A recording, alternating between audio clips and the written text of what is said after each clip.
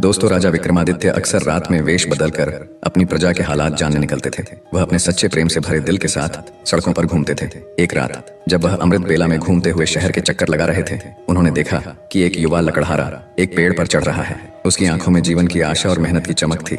लेकिन तभी अचानक एक भयंकर भालू उस पेड़ पर चढ़ने लगा। राजा ने आश्चर्य से देखा कि भालू कैसे उस पेड़ पर चढ़ रहा है, क्योंकि यह आमतौर पर भालू की आदत नहीं होती। युवा लकड़हारे ने जब भालू को देखा तो उसकी धड़कनें तेज हो गईं।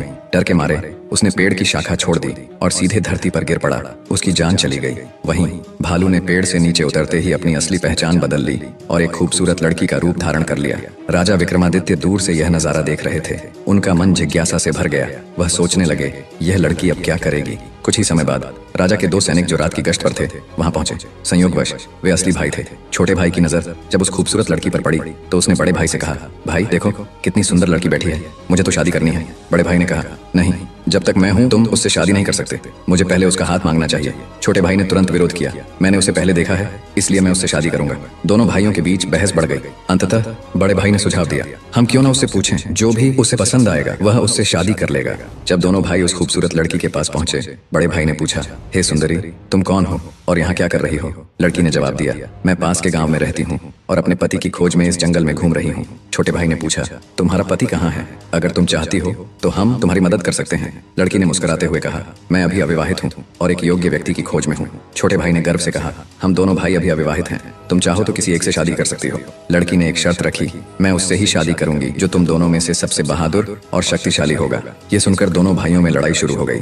अपनी बहादुरी साबित करने के लिए उन्होंने अपनी तलवारें निकाली और एक दूसरे को घातक चोटें पहुंचाई। अंततः दोनों भाइयों ने एक दूसरे को मार डाला और लड़की ने खौफनाक तरीके से हंसते हुए एक दिशा में चलना शुरू किया। राजा विक्रमादित्य जो दूर से यह सब देख रहे थे, एक कदम और बढ़ते हुए उस लड़की का पीछा करने लगे। लेकिन इस घटना ने उनकी सोचने की शक्ति को जकड़ लिया। सूरज की किरणें धीरे धीरे चमकने लगीं, पर राजा विक्रमादित्य अपनी भूख और प्यास को भूल चुके थे। उनकी जिज्ञासा उस रहस्यमयी लड़की के बारे में जानने की थी। लगभग 200 कदम चलने के बाद राजा विक्रमादित्य की आंखें फिर से चौंधिया गईं। अब उस खूबसूरत लड़की ने अपना रूप बदलकर एक जहरीले नाग का रूप धारण कर लिया। वह नाग तेजी से आगे बढ़ा। नाग ने एक नदी के किनारे पहुंचकर कुछ क्षण रुका और फिर अचानक नदी में कूद गया। राजा विक्रमादित्य उस किनारे पर खड़े होकर यह सब देख रहे थे। थोड़ी ही देर में नाग ने एक नाव पर छलांग लगा दी जिसमें लगभग 20 से 25 लोग सवार थे। जैसे ही नाग ने नाव में प्रवेश किया, वहां अफरा तफरी मच गई। लोग अपनी जान बचाने के लिए नदी में कूद पड़े। जो तैरना जानते थे वे तैरकर किनारे तक पहुंच गए और जो नहीं जानते थे वे डूब कर मर गए। कुछ समय बाद नाग फिर से नदी से बाहर आया और नदी के किनारे चलने लगा। विक्रमादित्य ने उस नाग का पीछा करना जारी रखा। कुछ दूर जाने के बाद राजा विक्रमादित्य ने फिर से देखा कि वह नाग एक वृद्ध ब्राह्मण के रूप में बदल गया है। राजा ने सोचा, अब यह सही समय है इस रहस्यमय प्राणी से जानकारी प्राप्त करने का। विक्रमादित्य तेज कदमों से उस ब्राह्मण के पास पहुंचे और हाथ जोड़कर नमस्कार किया। वृद्ध ब्राह्मण ने भी हाथ उठाकर अभिवादन स्वीकार किया और आशीर्वाद दिया। राजा विक्रमादित्य ने वृद्ध ब्राह्मण से पूछा, हे ब्राह्मण देव, तुम कौन हो। ब्राह्मण ने निराशा से कहा, क्या तुम नहीं देख सकते, मैं एक ब्राह्मण हूँ। राजा ने फिर से कहा, तुम झूठ बोल रहे हो, तुम ब्राह्मण नहीं हो, है ना। ब्राह्मण ने चिढ़ते हुए कहा, फिर तुम मुझे बताओ मैं कौन हूँ। राजा ने कहा, तुम वह नहीं हो जो तुम दिखते हो। ब्राह्मण ने उत्तर दिया, जो भी मैं हूँ तुम्हें उससे क्या मतलब, तुम अपने काम से काम रखो और अपनी राह देखो। राजा विक्रमादित्य ने दृढ़ता से कहा, मैं तुम्हें बिना सच जाने नहीं छोड़ सकता, तुम्हें सच बताना ही होगा। ब्राह्मण ने फिर कहा, मैंने तुमसे कहा ना कि मैं एक ब्राह्मण हूँ। राजा ने कहा, तुम मुझसे झूठ नहीं बोल सकते, मैंने तुम्हें तब से देखा है जब तुमने लकड़हारे को मार डाला था। फिर तुमने एक सुंदर लड़की का रूप धारण किया और उन दो सैनिकों को एक दूसरे को मारने पर मजबूर किया। फिर तुम जहरीले नाग में बदल गए और नदी में कूद पड़े। तुमने नाव पर सवार लोगों में अफरा तफरी मचाई। अब तुम एक वृद्ध ब्राह्मण के रूप में हो। सच सच बताओ तुम कौन हो। राजा विक्रमादित्य की बातें सुनकर ब्राह्मण ने कहा, अगर मैं नहीं बताऊं तो तुम क्या करोगे। राजा ने अपनी तलवार निकालते हुए कहा, तब तैयार हो जाओ मरने के लिए। तुम्हें नहीं पता कि यह विक्रमादित्य की नगरी है। तुम इतने लोगों की जान लेकर इस पवित्र राजा के राज्य में जीवित नहीं रह सकते। अब सच्चाई बताओ। ब्राह्मण ने राजा की इस प्रशंसा पर जोर से हंसते हुए कहा, मुझे पता है कि यह शहर सम्राट विक्रमादित्य का है और तुम वही विश्व प्रसिद्ध सम्राट हो। फिर भी एक बात जान लो, तुम मुझे नहीं मार सकते। एक दिन आएगा जब मैं तुम्हें मरने पर मजबूर कर दूंगा। राजा विक्रमादित्य उसकी बातों को सोचने लगे। जो इस इस भेष में भी मुझे पहचानता है वह साधारण व्यक्ति नहीं हो सकता। फिर उन्होंने थोड़ी विनम्रता दिखाई और कहा, अब जब तुमने मुझे पहचान लिया है, कृपया मुझे बताओ कि तुम सच में कौन हो। ब्राह्मण ने कहा, तुम एक राजा हो और राजहट पर अड़े हुए हो, इसलिए मुझे तुम्हें सारी बातें बतानी पड़ेगी, मगर तुम मेरी बातों में विश्वास नहीं करोगे, इसलिए सबसे पहले मुझे तुम्हें बताना होगा कि मैं कौन हूँ।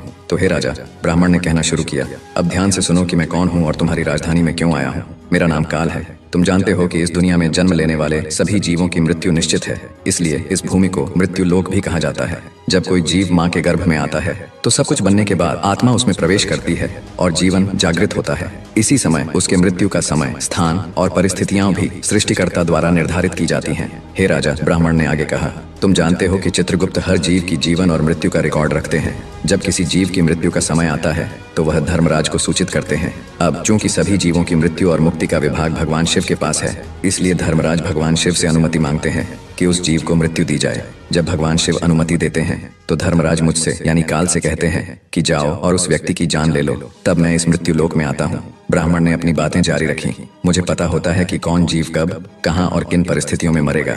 मैं उस जीव को निश्चित स्थान पर निश्चित समय पर पहुंचाता हूँ जहाँ उसकी मृत्यु लिखी गई होती है। मैं वही परिस्थितियाँ और स्थिति बनाता हूँ। हे राजा, ब्राह्मण ने कहा, मैंने उस लकड़हारे को नहीं मारा। राजा विक्रमादित्य ने कहा, तुम फिर से झूठ बोल रहे हो। मैंने अपनी आंखों से देखा कि तुम उस लकड़हारे की मृत्यु का कारण बने। ब्राह्मण ने कहा, बिल्कुल, मैं कारण बनता हूँ, लेकिन भौतिक लोग सोचते हैं कि लकड़हारा पेड़ से गिरकर मर गया और फिर मुझे धर्मराज के आदेश का पालन करना होता है। उसकी मृत्यु पेड़ से गिरने के कारण लिखी गई थी, इसलिए मैंने एक रूप धारण किया और वही परिस्थितियां उत्पन्न की ताकि वह उस घटना का शिकार हो जाए। सोचो, ब्राह्मण ने समझाया, अगर मैं असली रिच होता तो क्या वह कभी पेड़ पर चढ़ पाता? वह कभी नहीं चढ़ सकता था, लेकिन मैं वहां था और मेरे लिए कुछ भी असंभव नहीं है। अगर हम उन सैनिक भाइयों की बात करें तो मैंने उन्हें भी नहीं मारा, क्योंकि उनकी मृत्यु एक दूसरे के हाथों लिखी गई थी।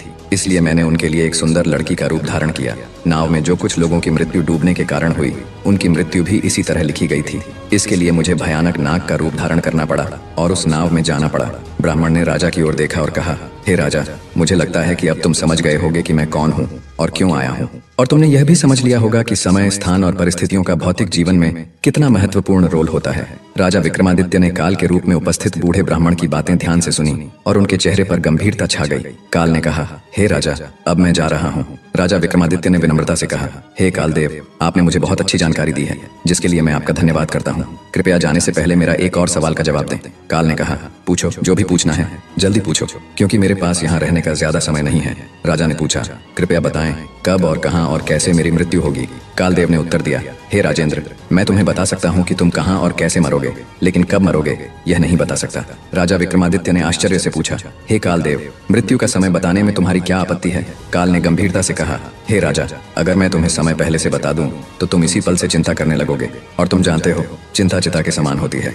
अभी तुम्हें अपने शासन में कई शुभ कार्य करने हैं और लोगों के कल्याण के लिए महान कार्य करने हैं। राजा विक्रमादित्य ने संतोष से कहा, ठीक है, अगर समय नहीं बता सकते तो कम से कम मुझे बताएं कि मैं कहाँ और कैसे मारा जाऊंगा। काल ने कहा, सुनो राजन, तुम्हारी मृत्यु तुम्हारे अपने महल में सीढ़ियों से फिसलकर होगी।